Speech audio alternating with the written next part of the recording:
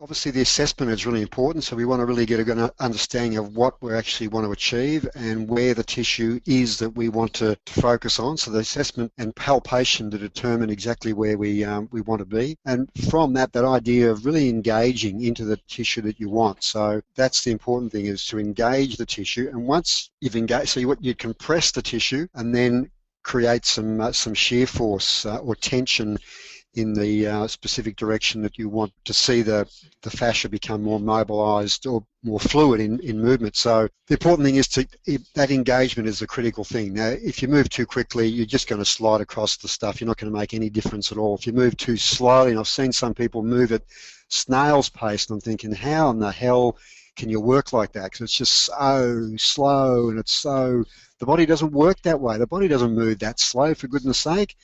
You've got to do things the way, like, so we do movements with the body at the same speed maybe that the body needs to move. It's just like thinking, well, how does the body need to move ideally? Let's replicate those same circumstances, when we're working in the clinic. So that's my thoughts, Geoff, in terms of like speed of work, that we do things certainly not fast and glancing over the tissue, making sure that you engage it, make sure that you really can feel it all the time, so you've got that awareness of where you're working, and start to replicate then functional movements. Now, I don't necessarily need to warm the tissue up, because if you start working, you're certainly going to warm the tissue up pretty damn quickly, and you're going to warm it up faster than anything by just simply getting your hands in there and start to move this tissue. And during the workshop, we won't just, we'll be doing a whole bunch of things. We'll even grasp that as much of the tissue we can with both fists.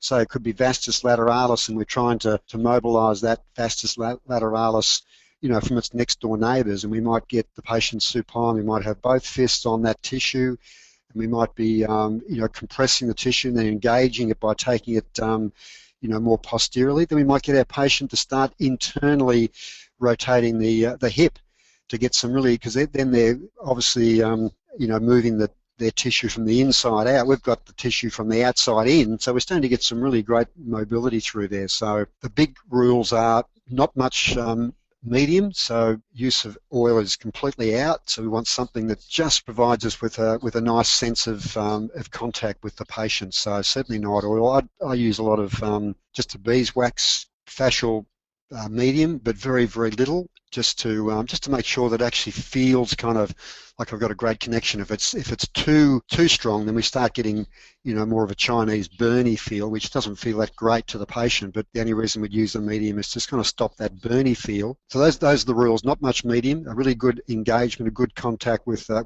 fascia.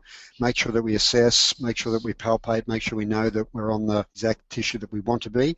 Starting maybe in offloaded positions. If the tissue is very restricted, well then let's offload it and let's get it to become more mobilized.